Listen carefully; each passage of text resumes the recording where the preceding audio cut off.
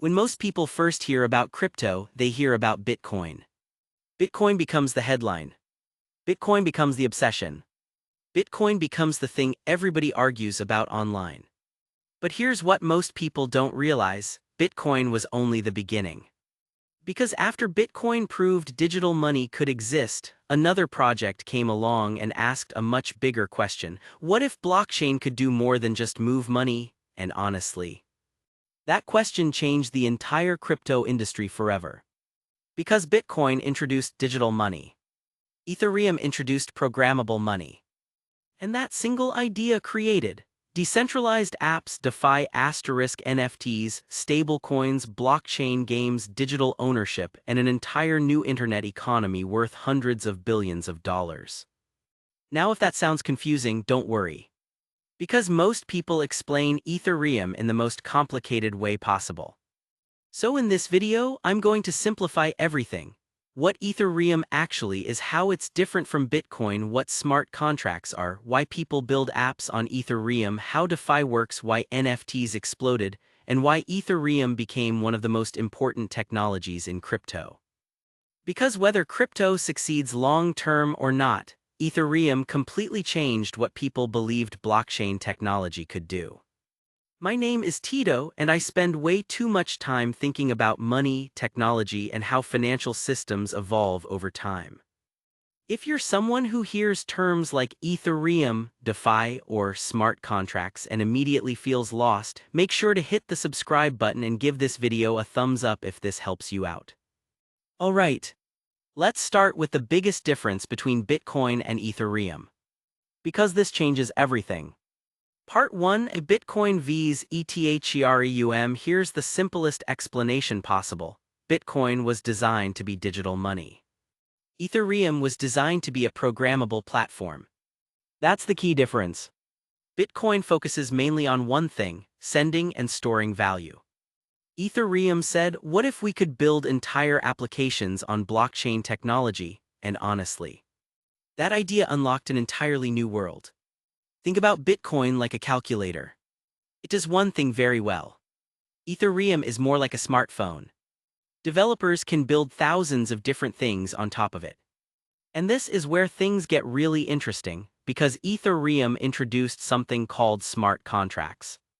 And smart contracts are the reason Ethereum became so powerful. Part 2, what are smart contracts?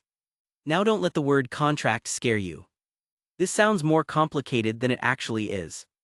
A smart contract is basically code that automatically executes when certain conditions are met. That's it. Think of it like a vending machine. You put money in. You press a button. The machine automatically gives you the snack. No employee needed. No manager needed. No middleman needed.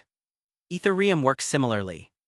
Smart contracts allow people to exchange money, assets, or information automatically without needing banks, lawyers, or companies to manually approve everything.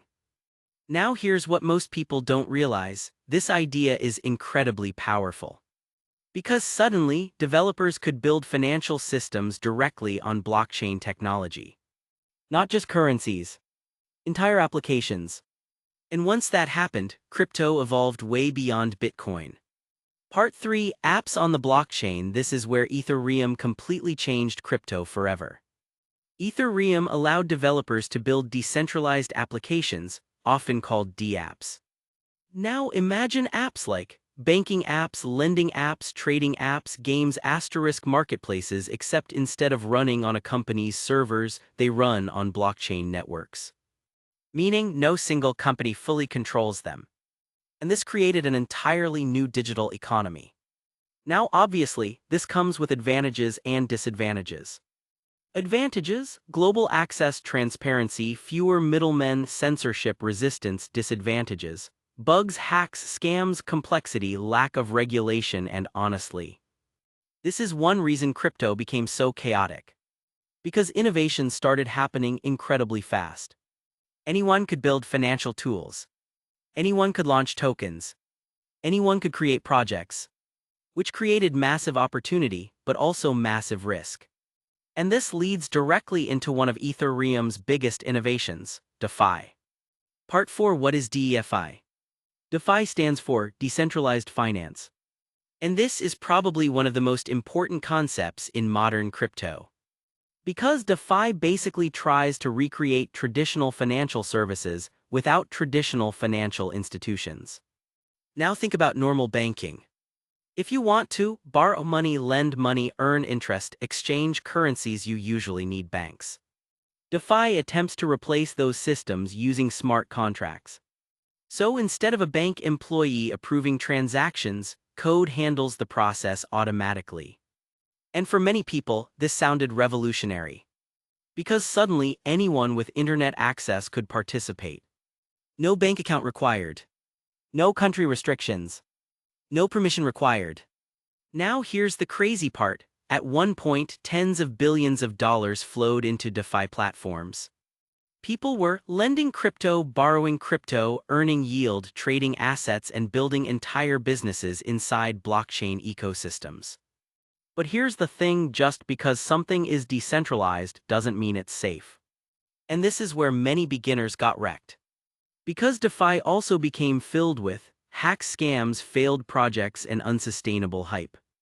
And honestly, this happens constantly whenever new technology explodes quickly. The internet had bubbles too. Tech stocks had bubbles too.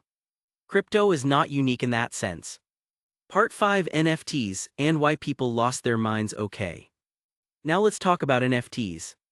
Because this is where many normal people first heard about Ethereum. NFT stands for non-fungible token. And yes, that sounds insanely technical. But the idea is actually simple. An NFT is basically a unique digital ownership certificate stored on blockchain technology. Unlike Bitcoin or dollars, which are interchangeable, NFTs are unique. One NFT is different from another.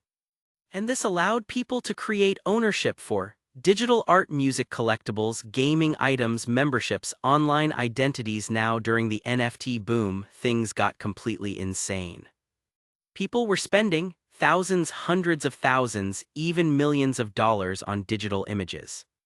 And naturally, the internet started making fun of crypto nonstop. Because from the outside, it looked ridiculous. And honestly, some of it was ridiculous. A lot of NFT projects were pure speculation. But here's what most people missed: the important innovation wasn't the monkey pictures. It was digital ownership. Ethereum proved that people could own provably scarce digital assets online.